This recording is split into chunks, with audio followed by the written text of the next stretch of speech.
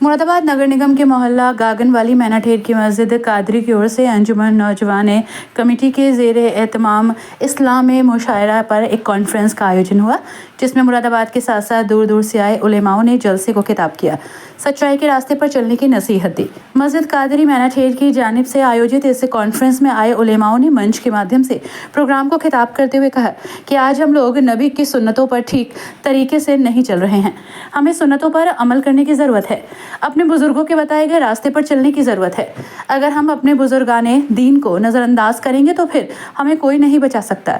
ज़रूरी है कि हम इस्लाम के बताए रास्ते पर चलें, सरकार की सुन्नतों पर अमल करें और कुरान में जो हमें नसीहत दी गई है उन नसीहतों का ध्यान रखें।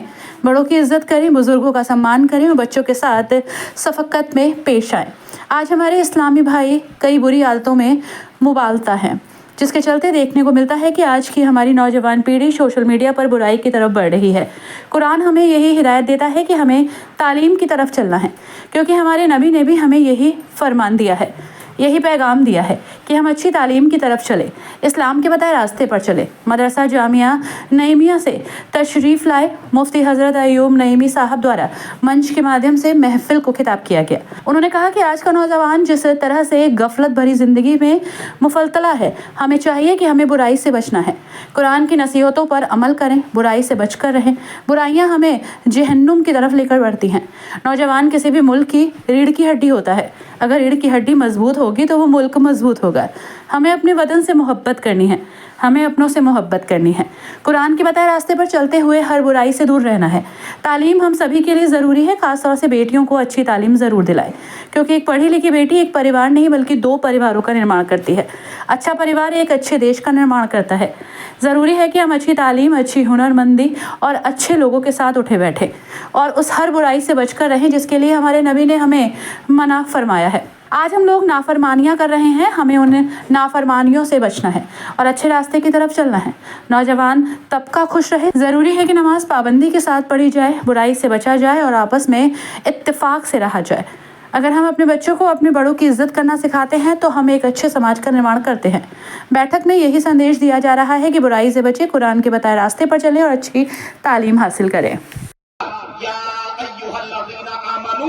ईमान वालों, अल्लाह हमें पूरे कुरान पाक में या अय्युहल्लज़ीना आमनू ईमान वालों कितनी जगह फरमाया है? तो 88 जगह फरमाया है या अय्युहल्लज़ीना आमनू ईमान वालों, ईमान वालों। लेकिन क़यामत के दिन क्या कहा जाएगा ईमान वालों को? तो तफसीर नईमी में अहमद यार खान नईमी अलैहि रहमा फरमाते हैं क़यामत के दिन ईमान वालों को कहा जाएगा ऐ अमन में रहने वालों, और अमन में वही रहेगा जो ईमान पर मरेगा, वही अमन में रहेगा, वही जन्नत में जाएगा, वही दायमी कामयाबी पाएगा। तो दुनिया में तो कहा गया या अय्युहल्लज़ीना आमनू ईमान वालों, लेकिन क़यामत के दिन कहा जाएगा ऐ अमन में रहने वालों। अब यहाँ अल्लाह क्या फरमा रहा है?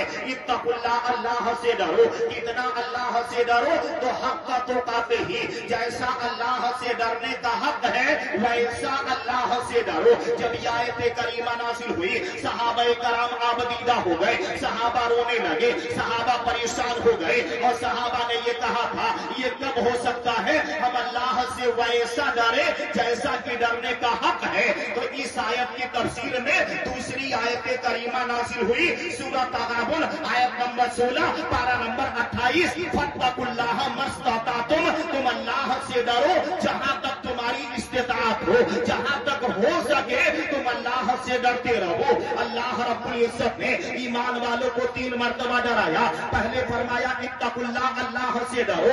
दूसरे नंबर पर फरमाया हक़ का तुकाते ही, जैसा डरने का हक है वैसा डरो। और तीसरे नंबर पर फरमाया फत्तकुल्लाह मस्ततातुम, तुम अल्लाह से डरो जहां तक तुमसे हो सके, जहां तक तुम्हारी इस्तिताअत हो, तुम अल्लाह से डरते रहो। अल्लाह ने ईमान वालों को 3 मर्तबा डराया। और ये भी बात अच्छी तरह से जान ले, अपनों को डराया जाता है, बेगानों को नहीं डराया जाता है। अल्लाह ईमान वालों को डरा रहा है, काफिरों को नहीं डरा रहा है, महबूब के उम्मतियों को डरा रहा